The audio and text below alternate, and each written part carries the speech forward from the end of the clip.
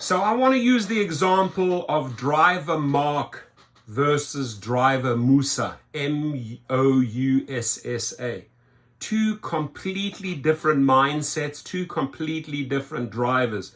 The one wanting to achieve victory, the one understanding that it sometimes takes a couple of steps to get your account back and money's damages, right? So instead of fighting the system, right, you need to work the system and you need to just follow 1, 2, 3 steps to get back. So here Mark writes, on 8/1, we went through the entire appeal process. They looked at his statement.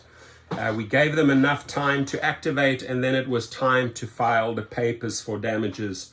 On 8/1, which is about 27 days ago, I still said you have to serve and file the complaint, the proof of service. There was just the proof of service missing, right? You've done everything right. So what does he do? He goes out and does the proof of service correctly. And then today he writes, Uber agreed to reactivate my account, signed the agreement. So he signed off on that, right? They came to a settlement. He gets his account back, just waiting for them to let me allow to work. So this is just in fresh right now. Appreciate your help, King. Well, thank you for that compliment, my friend, because I truly want to, fight as a king for drivers. I really do, right? I really feel like the kings out there, the Sergios, the Tors, that are truly fighting for the drivers, wanting to get you back behind the wheel, wanting you to step into your true potential, wanting to get your earnings back on track, wanting to get you the damages for all the missteps and the BS that these companies have done for you, right? That's our job. So huge appreciation and gratitude for the compliment, my friend. The main thing is here, your account is back. Now let's look at Moussa, right? Moussa filed the appeal, potentially other, warnings there by the company and say, hey, listen, you got to follow through and now calculate your damages, right? Say, bring me your damages. How much have you lost, right?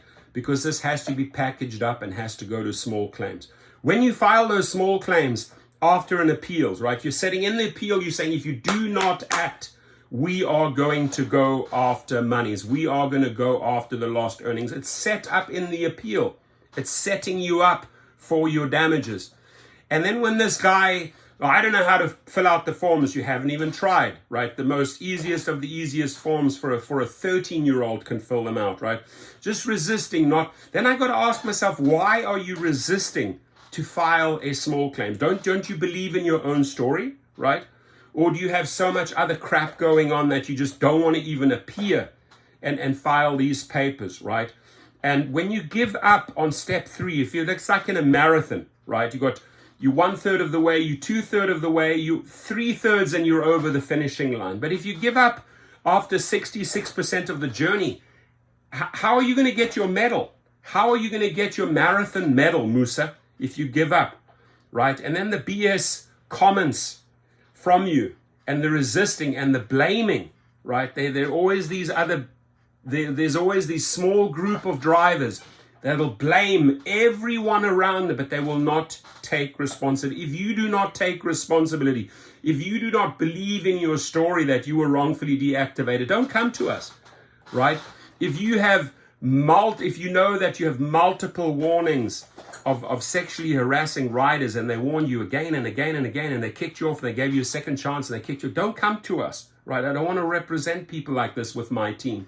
But if you genuinely think, hey, this company screwed me over, right? They deactivated me from the airport or they deactivated me over a wrongful report. Let's fight. Let's get our gloves on and let's go and fight, right? We're not afraid to fight.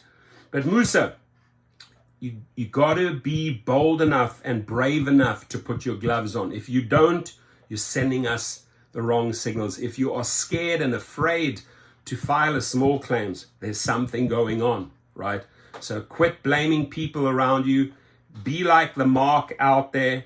Grab the bull by its horns and say, this is my account. This is my livelihood. I want it back and I want to get paid for the damages and you end up like him. It's a simple formula in life. I follow it, right? So I have no time for the naysayers, or I can't do it, or I'm afraid, or I don't believe in myself, right? Rise up, get out of that bullshit funk, right? And start working towards something meaningful. And the same thing for your earnings. You cannot accept these $2.98 trips. You cannot accept $3 food deliveries, ladies and gentlemen. You have to truly explore your self-worth. You got to be true to yourself and say, hey, I will not work under that, right? And even if it means you have to cherry pick, but you got to make sure that your bottom line, right, and your conduct on the platform is legit, right? Now, if they make a complaint about a false complaint about conduct, oh, he was speeding, or he was on marijuana, he was on alcohol, it was smelled like alcohol, we'll fight it all day long. All day long, we'll get the accounts back. So I'm using this as the difference between Mark the achiever and Moussa the driver that gave up, right? I know why you gave up. It's simple, right? I read all your emails. I can see your mindset. It's all in the mindset. When you've surrendered and given up in life, what do you expect? What do you expect? Do you expect to be victorious if you have already given up before you have started?